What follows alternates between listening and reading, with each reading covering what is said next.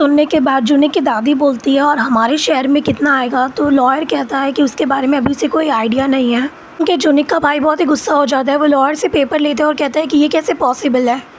फिर मंजू की सास बोलती है कि तुम्हें इस बारे में कोई आइडिया नहीं है। तो मंजू बोलती है कि कुछ दिन पहले उसने उसकी आईडी ली थी लॉयर को देने के लिए, बाकी उसे कुछ मालूम नहीं। उसकी दादी सास बोलती है कि तुमने उसे बच्चा भी नहीं दिया और सारा धन दौलत सब कुछ ले जाओगी, ये हम एक्सेप्ट नहीं करेंगे। ये बात सुन के मंजू बोलती है इसीलिए तुम्हारे बेटे ने तुम्हारे लिए कुछ छोड़ कर नहीं गए कि तुमने अपने असली रंग दिखा दिया। जूनिक की मॉम बोलती है कि वो आखिरी दम तक फाइट करेगी, लॉ सूट करेगी, वो ये चीज को ऐसे ही नहीं जाने देगी किसी के हाथ में। मंजू बोलती है कि वो सारी चीजें डोनेट कर देगी, उसे कुछ भी नहीं चाहिए। तो उसका देवर बोलता है कि हम ऐसे डोनेट नहीं करने देंगे, हम सारी चीजें फ्रीज करेंगे। फिर उसकी सास बोलती है कल सुबह ही लॉयर को बुलाओ, सबसे बेस्ट लॉयर आना चाहिए। तो मंजू जाती रहती है और टर्न होकर बोलती है कि आप ये मीटिंग भी मेरे घर पर करेंगे।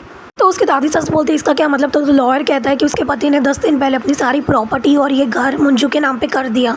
मंजू वो रूम छोड़ के चली जाती है। उसके पीछे उसका देवर आता है और बोलता है कि ये सारी चीज़ें जो अंदर हुई बहुत ही अनकंफर्टेबल है, लेकिन वो उसकी हेल्प कर सकता है अगर वो उसके इलेक्शन में पैसे डोनेट करे। तो बाकी उसको इसके इनहेरिटेंस से कोई मतलब नहीं है। वो मंजू के शोल्डर पर उसका हाथ रखता है। मंजू हाथ छटक के चली जाती है और बोलती है तुम्हें जो करना है करो। और रात मंजू अपने घर से निकलती है तो हमें शो करते हैं कि बालकनी से उसका देवर देख रहा है। मंजू रात को जॉगिंग के लिए निकलती है और उसका देवर कंटिन्यूसली उसे घर के बाहर देखता रहता है। दूसरे सीन में हमें बताते हैं कि जो कैमरामैन जो चर्च में था उसे कॉल आता है इंटरनेशनल नंबर से। वो कॉल पिक करता है तो हमें पता चलता है कि उसका नाम मार्क है।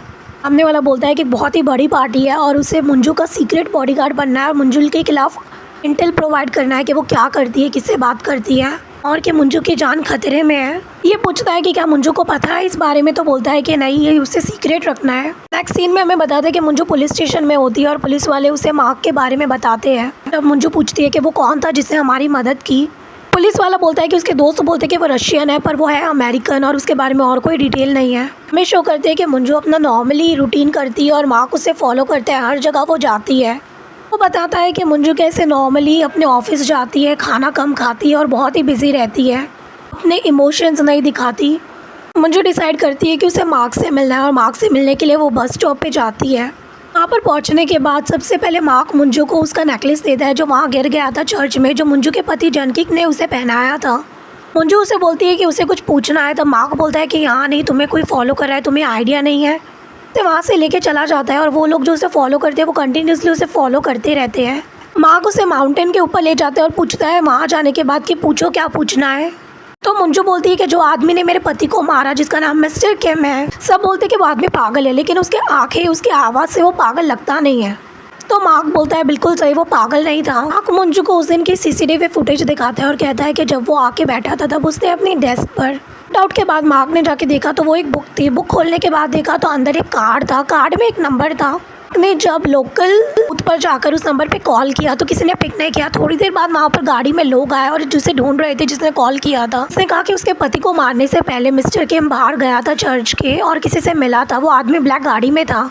जब खिड़की का कांच नॉक किया तो गाड़ी में से आदमी बाहर निकला। इसे देखे मंजू चौंक गई क्योंकि वो उसका देवर था। देवर उसके पति के किलर से मिला। ये बात सुन के बहुत ही शॉक हो गई मंजू। सीन चेंज होता है और दो आदमी सोते रहते हैं। उनमें से एक का फ़ोन बजता है, वो उठता है तो सामने कोई उसे कुछ कहता रहता है। वो अपने आप को एक्सप्लेन करते रहते हैं, फ़ोन कट हो जाता है। हमें 2 मंथ पास्ट में लेके जाते हैं जूनिक के मर्डर से। वो आदमी जूनिक के लिए एक लेटर लिखता है। वो लेटर को अपने पेन की निब में डाल देता है और अच्छे से लॉक कर लेता है। उसके बाद में वो बॉक्स को वो अपने फोल्डर में डाल के अपने असिस्टेंट को बोलता है कि ये बहुत ही सेफली जूनिक तक पहुंचा देना।